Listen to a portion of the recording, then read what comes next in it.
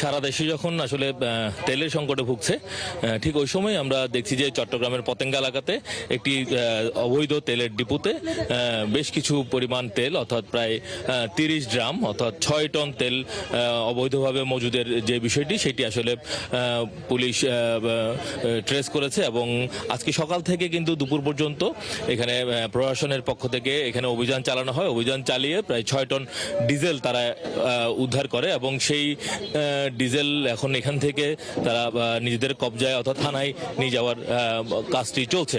তবে এই যে ডিপো, তেলের ডিপো, এই ডিপোটি কিন্তু আসলে কোনো নামটাম নেই, এটিকে আলমগীর সাহেবের ডিপো বলা হয় এবং তাকে কিন্তু আসলে পাওয়া যায়নি। যখন পুলিশ অভিযান চালায় তখন আসলে কয়েকজন কর্মচারী ছাড়া কিন্তু আর অন্যরা কেউ ছিল না। এবং এখানকার যারা স্থানীয় অধিবাসী তারা বলছেন যে আসলে এই ধরনের অবৈধ ডিপো আরো বেশ কয়েকটি রয়েছে। তো পুলিশ কিন্তু আসলে প্রশাসনের অনেকে কিন্তু আসলে বিষয়টা